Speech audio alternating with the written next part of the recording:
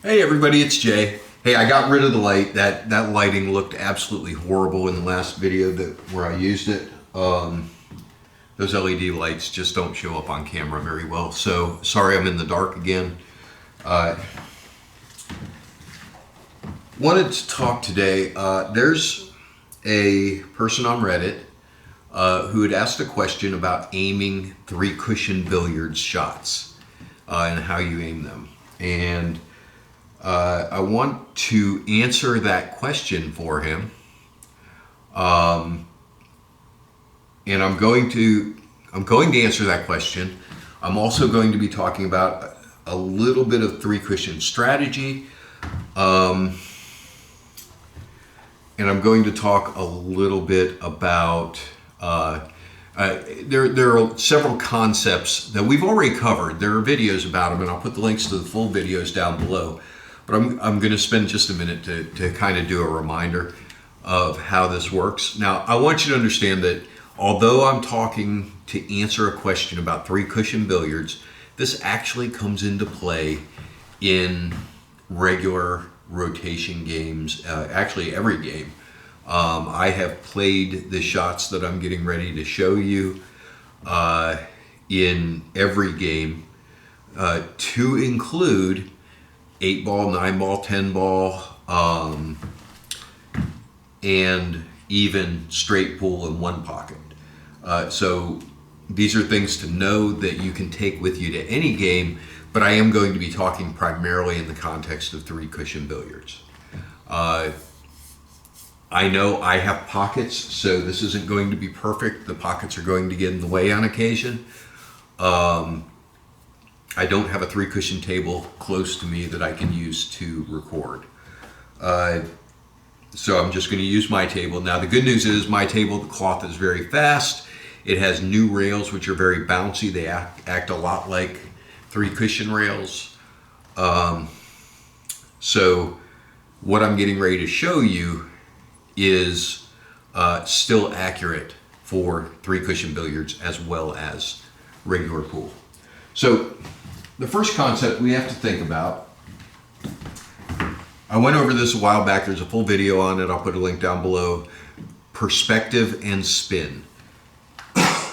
So there's a common misconception around spin and what English you're actually putting on the cue ball. Okay? And it's important for me to bring this up because when I'm talking about how I shoot these shots, I'm going to be using the real definition of center English. Okay, so let me explain this just really quick. Again, you may have seen this. It's called Perspective and Spin. It's in the Key Concept playlist, and I will link it below. The short version is this.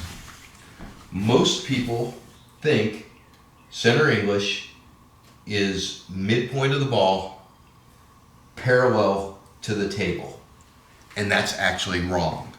And because of that misconception, there's a big myth that's out there that we can very easily prove wrong, that when you hit center ball English, the cue ball slides. That's not true. It is true that if you hit the center point parallel to the table through the widest part of the ball, that it will slide.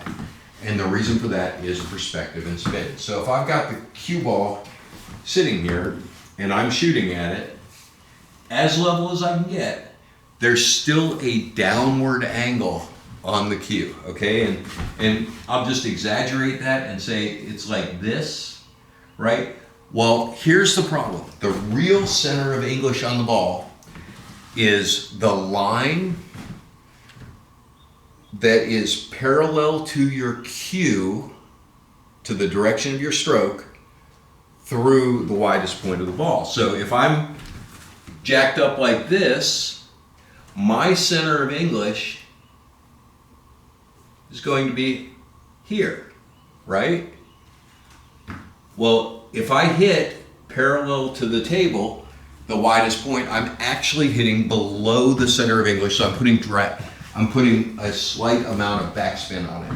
And if you think about this, it makes a lot of sense, right? We know that if the cue ball is dragging across the cloth, that friction causes the cue ball to move to pick up topspin, right?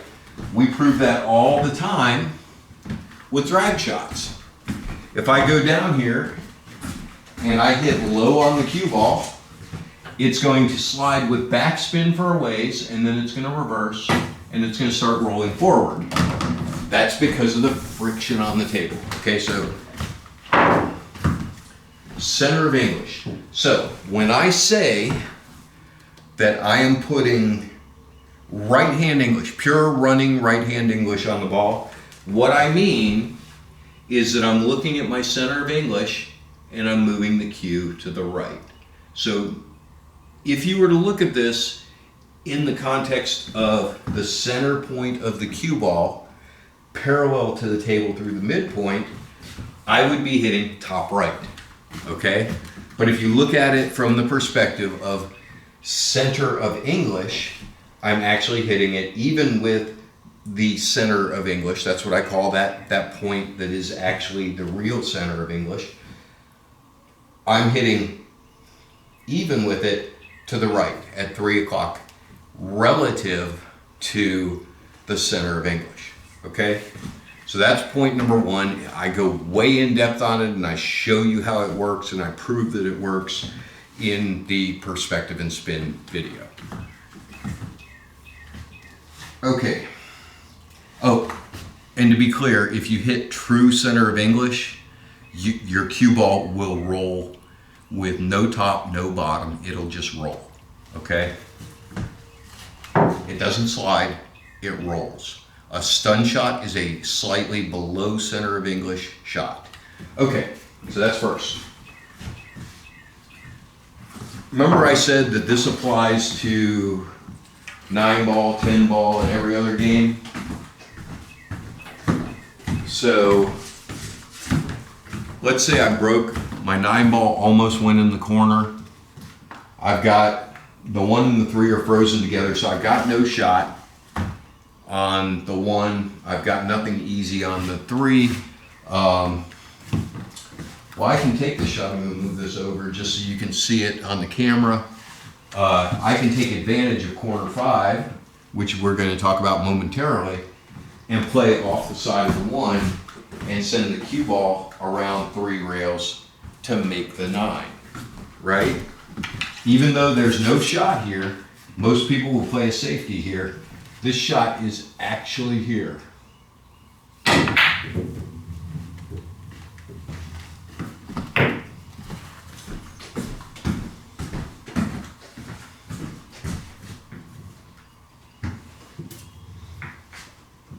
Sorry, I haven't warmed up and I've still got the double vision thing going on. I'll shoot that again. And I have used this in every game. I have actually made a break shot in 3-cushion billiards using this. Let me be a little more careful this time.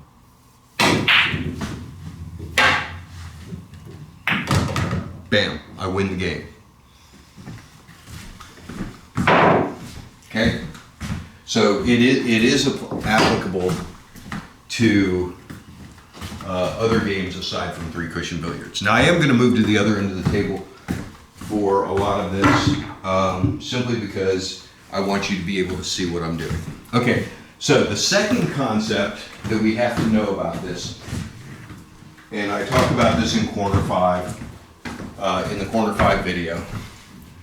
The second concept to know is this. There are 2 versions of corner 5, okay?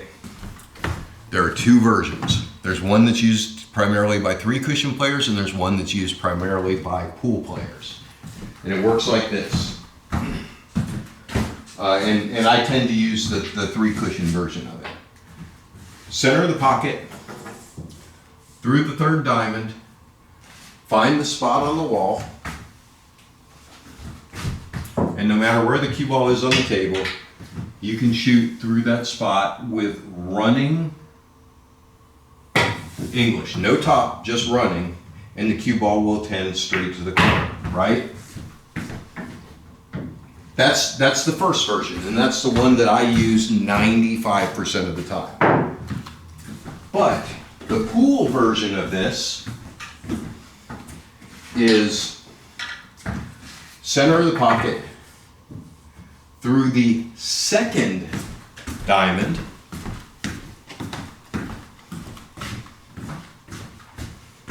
with top running English. Also goes 3 rails to that corner. It takes a slightly different path, but it also goes to that same corner.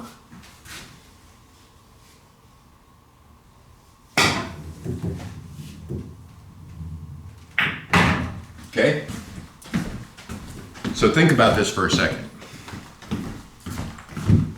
This with running English is 3 rails to the corner. This with top running English is 3 rails to the corner.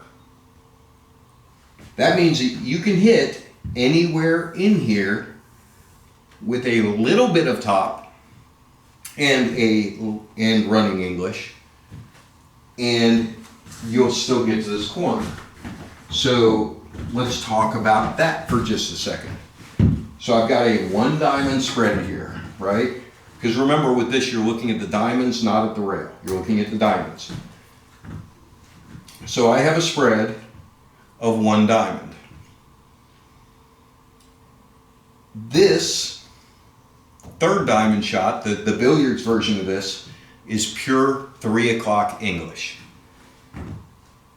This second diamond version is top running English, which is a 1:30 on the clock, 1:30 English. Yes? Okay, so if both of those paths happen to be blocked, I can hit half a diamond between them, and my English would be the center between 1:30 and 3 o'clock, which would be 2:15, right? So I can aim here, and I'm going to put a piece of chalk there just so you can see this.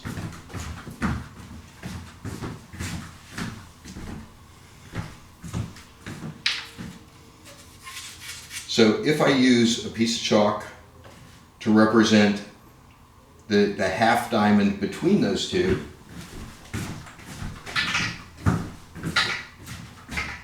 and I get my line from the center of the pocket through that half diamond, and I shoot this with English at about 2:15,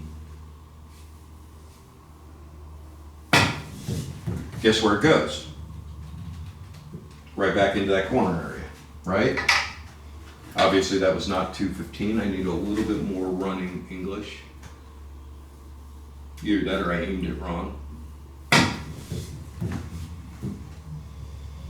So it goes right back into that corner pocket again, right? All right, so understand that you can hit anywhere in between these two as long as you adjust the amount of top English that you're putting on it. The further down from the diamond, the more top English you need. So 3 o'clock, 2:15, 1:30, you can actually go down here half a diamond, but now you're starting to, now you're below that 30-degree angle, so the English acts differently. But reliably between these two diamonds, going third diamond, and we're talking specifically about going to the corner, and I'll talk about that in just a second too. Running English, 3 o'clock. Top English, 1:30. Between the two, 2.5. Okay, you've seen me get out here with shots and not even think about them and just get down and shoot them and have them go in, right? Not even aiming, just shooting them like that. You've seen me do that. If you've watched my videos of the day, you see there's probably a half a dozen times where I just get down and I have a shot like this and I just get down and shoot it and make it, right? That's because I understand how big that margin is and the lack of accuracy that I need to be able to do that shot. Okay, next concept. This one has to do with strategy. When I'm shooting in 3-cushion billiards, now we're going to 3-cushion billiards. I'm going to use the 3 ball as the red, the 1 ball as the yellow for obvious reasons. If we're talking about 3-cushion billiards, my goal at the end of every shot is to leave myself a natural shot. Okay, this is a natural billiard. I'm going to play every shot to leave myself a natural billiard. Whether it's this one, whether it's something like this, something like that, where I can come off the rail, off the 3 into the 1, although that one's tricky. I'm going to try to leave myself a natural billiard every time. Okay? The other thing I'm going to be trying to do every time is I'm going to try to leave my opponent's ball next to the rail, preferably buried in that corner pocket. Okay? Every time. Now I want you to think about something with this, right? Ignore what the red ball does for now. When the cue ball comes in, how do I want to hit this ball? Okay? How do I want to hit that ball? How do I know how I want to hit that? Well, I want to hit that to push it closer to this corner. And I want to do it in a way that does not put me at risk of my ball being behind it. So if the 1 ball is closer to this rail, I want to come off the rail short and nip it towards the corner and my ball rolls out like this, right? What I don't want to do is come long, hit it, and have it go like that, and now I've got no shot for my follow-on shot. Okay, so the same thing's true over here. If the 1 ball's there, I want to come in long and nip it towards the corner. What I don't want to do is come this way and push it away from the corner and make it into a hard shot. Okay, you follow that? So if it's closer to the long rail, I want to come into it short as a general rule. It's not 100%, but as a general rule of thumb, if it's closer to this long rail, I want to come in short, bounce off this rail, hit it so that it rolls towards the corner and my cue ball comes out where I'm going to have a follow-on shot. Okay? Now, I keep setting up this natural shot because I will tell you that my personal goal on every shot is to end up with something like this.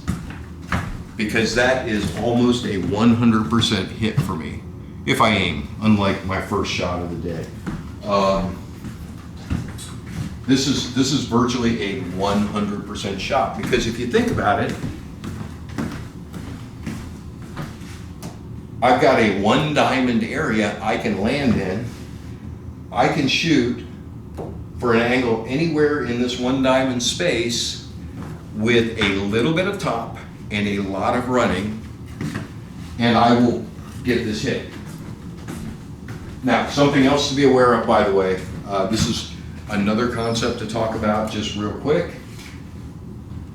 And I'm going to mix these up a little bit just so you know what I'm doing.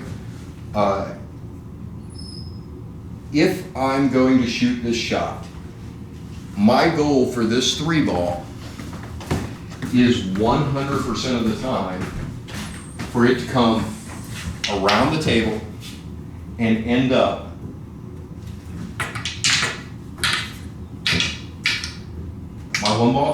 my cue ball to end up down there, and for my 3 ball to come around the table and end up out there where I've got the same shot again. That's what I'm going to try to do, and I'm going to try to do that every single time. Why am I going to try to do that? Well, because if I hit this 3 and come around the table and I get my hit on the 1, but now I'm left with this, guess what I've got? I've got 1 point. That's all I get. Now I've got to get creative to get another point. And there are some shots here we could do, but my point is, now I've got to get creative, right? And by the way, if I have to get creative, I'm going to leave his ball right there. Why am I doing that? Because I'm taking away his options. Because of the rail, if he's trying to follow up, he can't really get draw on this at all if he wanted to because of the rail. So I want to leave him as close to those two rails as possible. If I can freeze him to both rails in the dead corner, that's perfect. I'll leave him there all day long and be happy with it. But my point is, if I don't deliberately get that 3 ball to come down and come up to this side, then my run's over and I only got 1 point. The reason I was able to get my average above a 1, okay, and above 1 is pro level, but I need to caveat that. I got it above a 1 doing practices and doing casual games. I have not competed in a 3-cushion tournament. There was a pro 3-cushion player that I played with fairly regularly. Forget his last name. It's Charlie. I think his last name was Flowers. But he was a pro 3-cushion player. And Charlie was so far above me, it was crazy. I had no chance of winning against him, even with great runs. Every now and then I might score high against him, but I don't think I ever won a single game against him. And the reason why is the difference between practice and casual and tournament play in 3-cushion billiards is the same as playing the ghost versus playing in a tournament against a good player.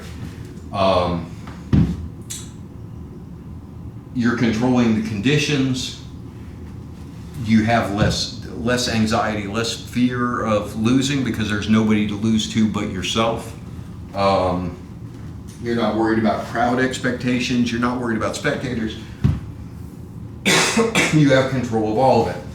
And so it's much easier to win against the ghost than it is to win against a great player. And you play the game completely differently. So from a magic rack with the 1 on the spot, playing 9-ball, I'm about 90% to make a ball, either the wing in the corner or the one on the side. I'm about 90% to do that.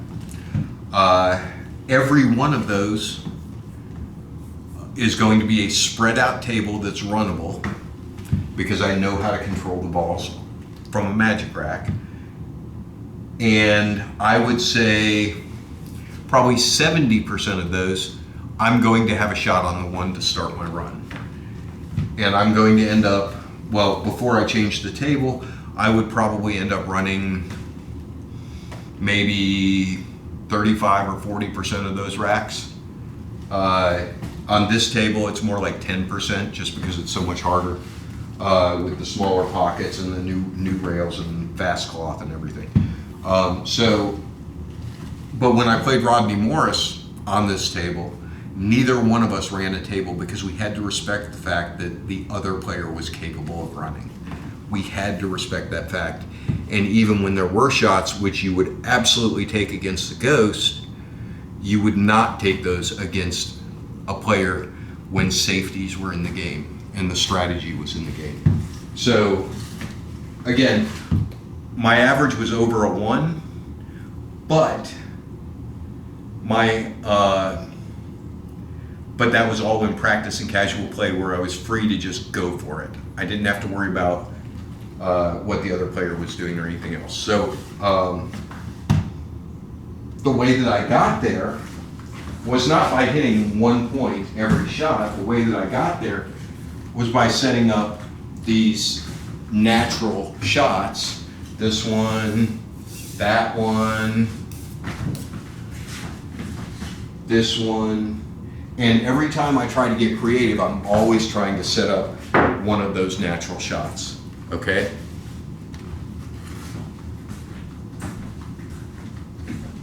Now let's talk about the actual question that was asked, which was, how do I aim when I'm playing three cushion billiards?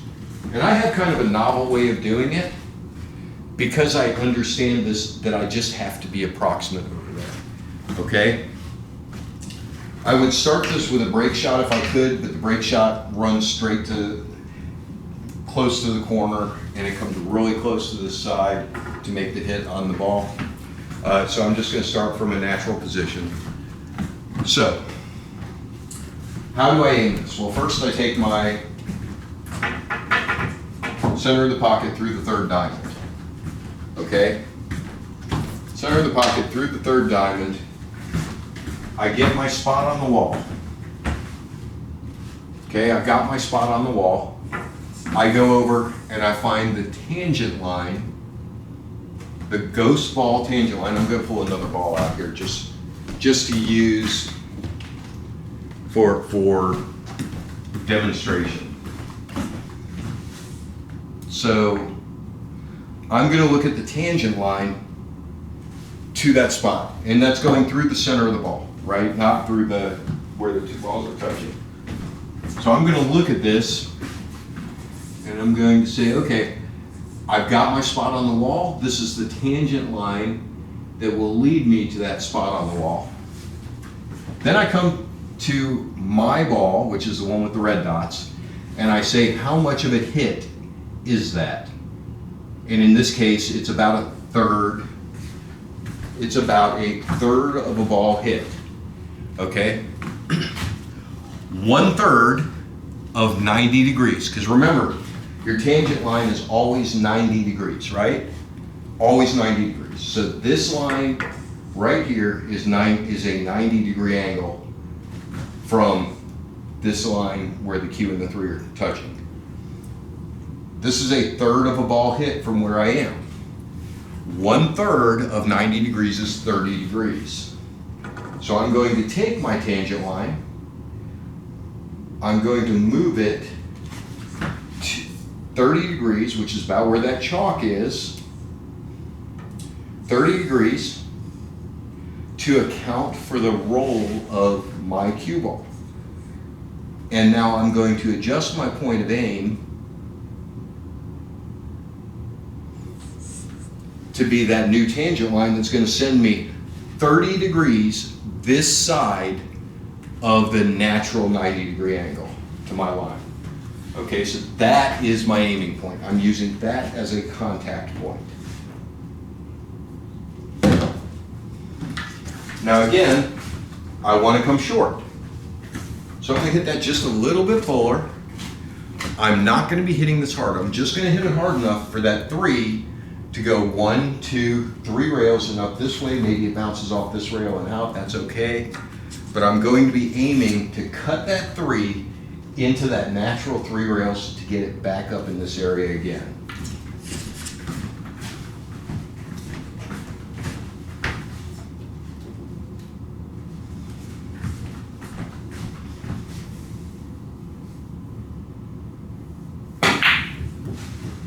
I hit that too soft, but you can see I'm going to get my hit, or I would get my hit. Let's put it back up there. Let's do this again. I hit that too soft. That's what happens when you don't warm up. Okay, here's this same shot again. Go through my third diamond. I got my spot. There's my tangent line. I can look at this and I can see that this time I'm at about a half a ball hit. So 50% is 45 degrees. So I'm going to go from here, 45 degrees this way. That's going to be my contact point. And again, I'm going to hit this a little harder. So I get my hit. That's not going to go in. It's going to bounce out of the corner like it did. I didn't hit it hard enough. Okay, but you see I got my hit, right? I got my hit. My cue ball, so that one was going in the corner. I stuck my finger in front of it. It would actually have hit here, here, and come out here, and I would be no chance of being behind it. Let's do it again. Let's put the cue ball, let's put the 3 ball down a little bit. Let's give myself more of an angle on this 3. Okay, so again, I already know where this point is because I just measured it twice. It's right there. Okay, that's my shot. Let's put my ghost ball in there so you can see it. There's my ghost ball that's going to take me to my 3 cushion shot. I look at this. Okay, so this, I'm hitting about a 1/5 of a ball cut. 1/5 of a ball. That's 1/5 of a ball on 90 degrees is 18 degrees. Okay, so I'm going to take that and I'm going to move it about 20 degrees, right? I'm going to take it and move it about 20 degrees, just a little bit further because I want to hit short. And now that's my ghost ball. Okay, so that's my point of aim.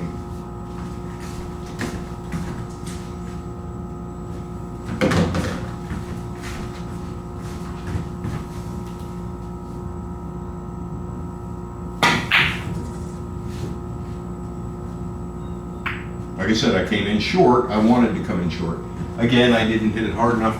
By the way, billiard cloth is even faster than this and the rails are more lively. So that would have come out a little bit. But you see, when I'm aiming these shots, how I can get extremely accurate just by looking, and from anywhere, by the way. I mean, I could be over here with this 3 ball out here. Now this one's a little dangerous because I'm going to be sending the 3 ball back into the path of the cue ball. That's why you prefer to be over here shooting up that rail. But I can take this, and again, I look at my ghost ball to my point on the wall. I look at my shot and I say, that's a half ball hit. So I come up 45 degrees to account for the roll of the cue ball. And now I've got my contact point, which is right here. Let me just go ahead and see if I can set this up the way it's supposed to set up. So I get my hit, and I set back up. Now I get my repeat shot. That side pocket might be in the way.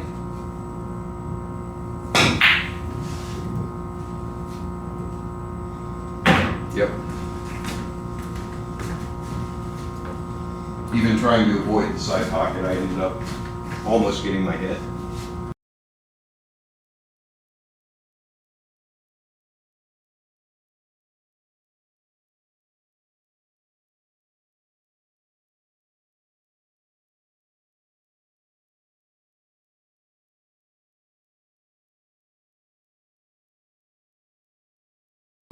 So don't forget, if you get after the break, everything I just talked about applies to 9 ball, 8 ball, 10 ball as well. So after the break, you end up with something like this. You can't get out. You might think about playing safe, but you've got that 9 sitting in the corner, which is really easy to get to. You can use this method. Center of the pocket through the 3rd diamond. See where that points. See how much of a hit it is. It's a half ball hit. So right there. And you can take advantage of what you just learned to maybe win a game. Okay? There you go. So I forgot to mention this, and it's an important point. From these spots, if you go up 1 spot, so instead of 3rd diamond, so 1, 2, 3 diamonds, instead of 3rd diamond, you go to 4th diamond. That will move your point of impact on this rail up 3/4 of a diamond. If you go down 1 diamond, again with running English, not top running English, with running English, that will move your hit 1/2 a diamond out. Okay? away from the corner pocket. Each diamond is 1/3 of a diamond, or I'm sorry, 3/4 of a diamond up. Every diamond further down is half a diamond on the end rail. Okay, so here I want to hit about half a diamond, right? So what I'm going to do, I'm going to go to my third diamond.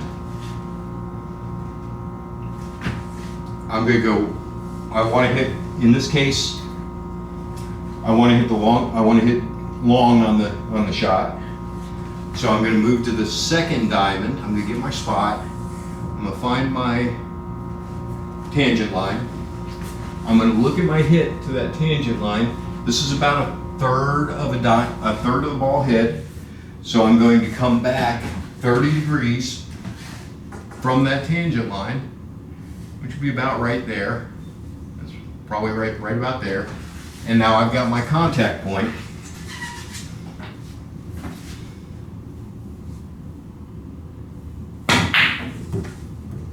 I hit that with top. I'm gonna get my hit, but I hit it with top. That's a testament to my that is a testament to how this approximate angle has so much room. I want to hit down here though, so point, it's about 1/5, so 18 degrees, about right there. That's my contact point. Now I'm setting up using contact point, hitting pure running, and I come in right at that half diamond. Okay? So you see how that works? Now this worked. Right now I'm using corner 5 for this.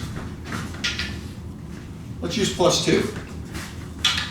Let's say that ball's down here and I need to get this hit. Or let's use parallel shift. How about that? So we're going to get my halfway point between the balls is 2.5. 1, 2.5 diamond. I'm going to get my angle to the corner pocket, right? That's how the parallel shift method works. And I'm going to take this angle and I'm going to move it over to my ball.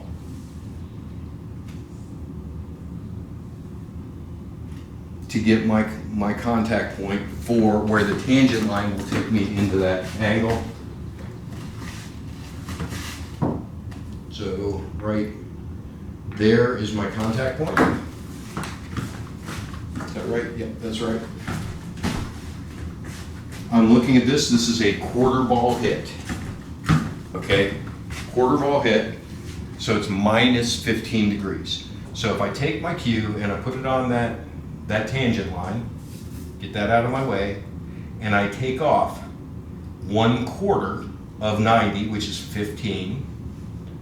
If I take 15 degrees off, I end up right here. That's my new contact point. Get that up.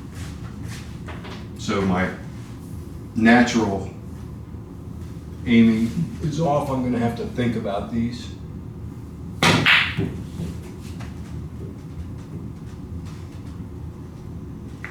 That's one. A little close to the rail there, guy. So because I'm so close to this rail, instead of aiming for the third, I'm going to aim for the second. That gives me that accounts for the top English I'm going to have to put on this. So there. It's a half ball hit. So there. All right, I got my point.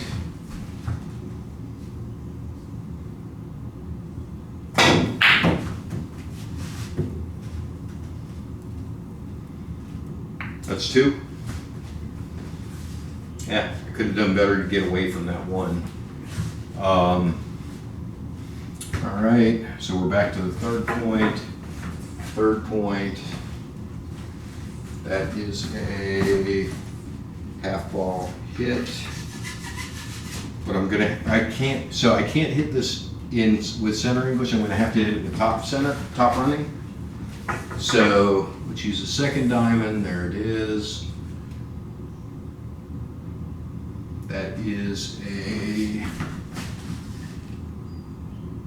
That's a half ball hit. So from there, 45 degrees is there. All right, I see my aiming point. This could get interesting because I'm over the yellow.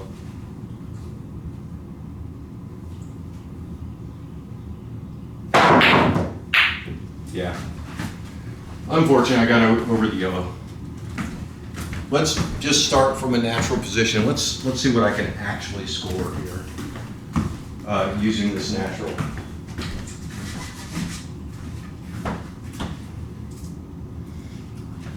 Let's see what I can actually score.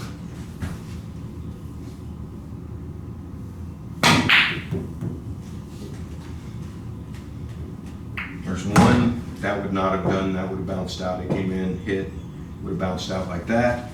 Okay, now we're a little bit long. We're actually 2 diamonds long. Start with the 3rd diamond, get my point of aim. We want to actually go 1, 2 diamonds down. So there's my natural tangent line. And that is going to be about a quarter of a hit, so I'm going to take it back about 15 degrees to right there.